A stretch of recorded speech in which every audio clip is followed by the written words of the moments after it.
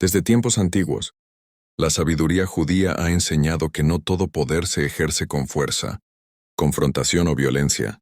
Al contrario, el verdadero dominio sobre los enemigos, la envidia, el odio, la traición y el mal deseo, se logra en silencio, a través del entendimiento profundo de los símbolos y del control interior. La sal y la orina, aunque hoy puedan parecer elementos comunes o incluso incómodos de mencionar, han tenido un significado espiritual profundo en múltiples tradiciones antiguas, incluida la judía. La sal en la tradición hebrea representa pacto, preservación y pureza. En la Torá, la sal aparece como símbolo de un acuerdo eterno. Nada se ofrecía sin sal, porque la sal impide la corrupción, conserva lo que es valioso y protege de la descomposición. Espiritualmente, la sal simboliza la capacidad de neutralizar energías negativas, detener la envidia antes de que se pudra en odio, y cortar la intención maligna antes de que se manifieste. Por otro lado, la orina, lejos de interpretaciones superficiales, simboliza en la sabiduría antigua la expulsión de lo innecesario. Es el acto natural mediante el cual el cuerpo se libera de lo que no sirve, de lo que intoxica, de lo que sobra. A nivel simbólico representa el rechazo consciente de aquello que no te pertenece. Malas intenciones ajenas, palabras cargadas de odio, miradas de envidia, deseos ocultos de fracaso. Cuando estas dos ideas se combinan, la sal como protección y la expulsión como liberación, surge un mensaje poderoso. No necesitas enfrentar a tus enemigos. Necesitas dejar de cargar con lo que ellos intentan depositar en ti. La sabiduría judía enseña que el enemigo más peligroso no siempre es quien te ataca de frente, sino quien te observa en silencio. Desea tu caída y espera que tú mismo te sabotees con miedo, ira o desesperación. Contra ese enemigo la confrontación directa es inútil. Lo que funciona es la neutralización espiritual y mental. Este tipo de enseñanzas no hablan de dañar a otros, sino de romper el vínculo invisible que conecta tu energía con la negatividad ajena. Cuando una persona te envidia, no te quita nada directamente.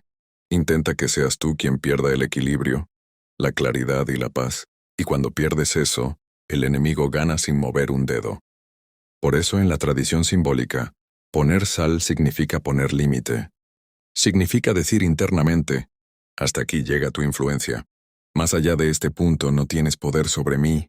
La sabiduría judía insiste en que la mayor victoria es la que no hace ruido.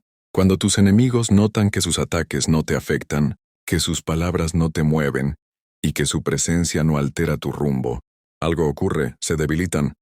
No porque tú los destruyas, sino porque pierden acceso a ti. Este es un principio fundamental. Lo que no recibe atención, muere. Lo que no provoca reacción se disuelve. Muchos cometen el error de responder a la provocación, de justificar su camino, de explicar sus decisiones. La sabiduría antigua es clara. Quien explica se expone. Quien se expone se vuelve vulnerable. En cambio, quien actúa en silencio y se purifica internamente, se vuelve intocable. La destrucción de los enemigos desde esta perspectiva no es física ni directa. Es psicológica y espiritual. Es ver cómo la envidia se transforma en frustración, cómo el odio se convierte en cansancio, cómo el enemigo se aleja porque ya no obtiene reacción, poder ni control. La sal no grita. La sal no persigue. La sal actúa sin ser vista. Así debe ser tu fortaleza. En esta primera sección el mensaje es claro.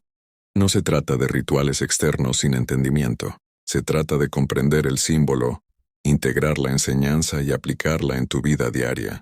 Cuando aprendes a expulsar lo que no te sirve y a proteger lo que es valioso, tus enemigos quedan desarmados, sin que tú tengas que enfrentarlos jamás. La sabiduría judía es clara en un punto que muchos ignoran. El campo de batalla real no está afuera, sino en la mente. Ningún enemigo puede dañarte verdaderamente si no logra habitar tus pensamientos. Por eso, los sabios enseñaban que el mayor acto de protección no es atacar, sino cerrar las puertas internas por donde entra la influencia ajena. Aquí es donde el símbolo se vuelve aún más profundo. Si en la primera sección entendimos la sal como límite y la expulsión como liberación, en esta sección comprendemos algo más sutil. El silencio mental es la forma más avanzada de defensa. La mayoría de los enemigos no buscan destruirte directamente, buscan algo más efectivo. Que dudes de ti, que reacciones con ira, que pierdas enfoque, que actúes impulsivamente. Cuando logran eso, ya ganaron. No necesitan hacer más. La tradición judía enseña que quien controla su reacción, controla la situación, y quien no reacciona, se vuelve impredecible, incómodo y finalmente imposible de manipular. El enemigo se alimenta de respuesta emocional. Si no la obtiene, se debilita. Por eso, los textos antiguos insisten tanto en la disciplina interior, no como represión, sino como claridad. No se trata de negar lo que sientes, sino de no permitir que eso te gobierne. El sabio observa su emoción, la reconoce, y la deja pasar sin actuar desde ella. Este es el verdadero ritual mental.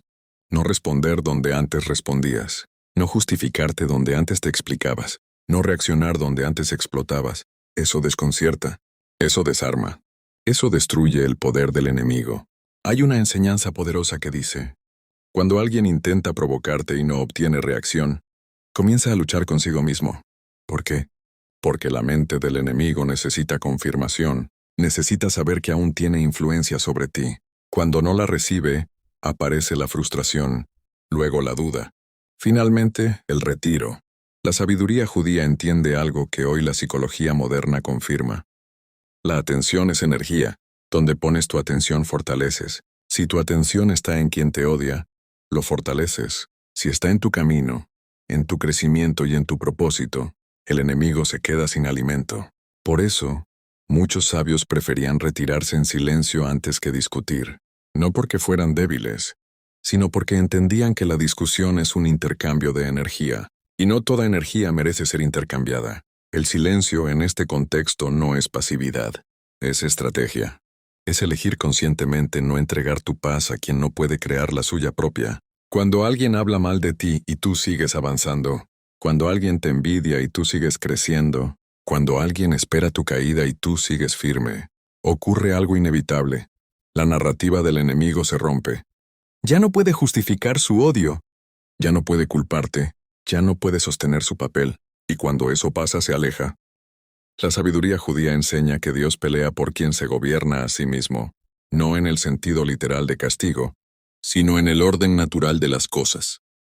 Quien vive con disciplina, claridad y límites internos, atrae estabilidad, y la estabilidad es intolerable para el caos. Este es el punto clave de esta sección. No necesitas vencer a tus enemigos, necesitas volverte inaccesible para ellos.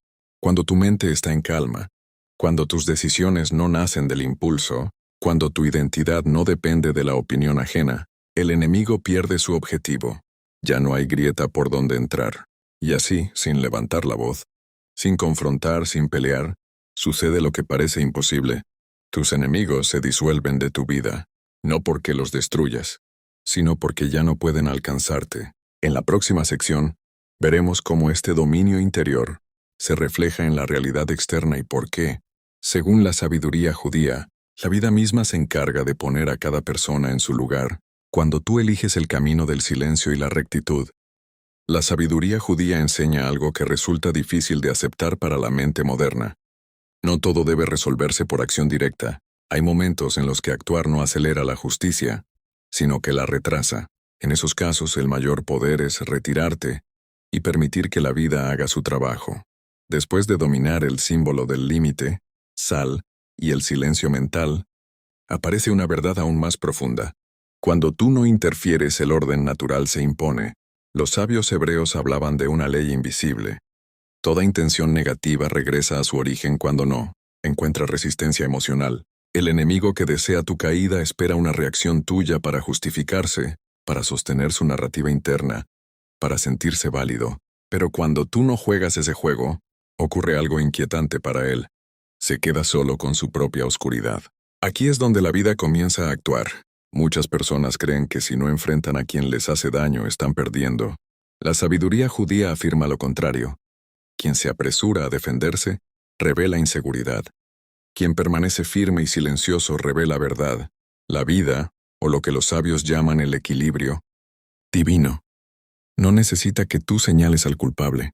Las acciones con el tiempo hablan por sí solas. El enemigo que vive desde la envidia termina rodeado de conflicto. El que vive desde la mentira acaba atrapado en sus propias contradicciones. El que desea el mal finalmente lo habita, y tú no tienes que estar presente para verlo.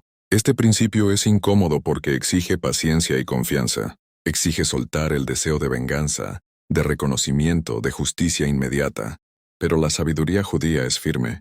La justicia silenciosa es más precisa que la justicia impulsiva. Cuando tú te apartas, cuando no respondes, cuando sigues tu camino sin explicar ni acusar, la vida observa. Y la vida tarde o temprano coloca a cada persona frente al resultado de su intención. Esto no es magia ni superstición. Es psicología humana y ley de causa y efecto. Una persona que vive atacando, sospechando, envidiando, termina aislándose. Pierde credibilidad, pierde apoyo, pierde claridad. Mientras tanto, quien se mantiene íntegro, aunque sea en silencio, gana algo mucho más poderoso que una victoria momentánea: reputación interna y estabilidad externa. La sabiduría judía llama a esto dejar espacio para que la verdad respire. Cuando tú discutes, la verdad se ahoga entre gritos. Cuando tú callas y actúas con rectitud, la verdad se muestra sola. Hay algo que los enemigos no soportan: ver que sigues avanzando sin cargar su peso. No soportan ver que su odio no te detuvo, que su deseo de daño no te desvió, que su presencia no fue relevante en tu historia. Esa es la derrota más profunda que pueden experimentar, porque no fueron importantes. En esta sección el mensaje es claro y contundente. No todos los enemigos deben ser confrontados. Algunos deben ser ignorados para que se rebelen.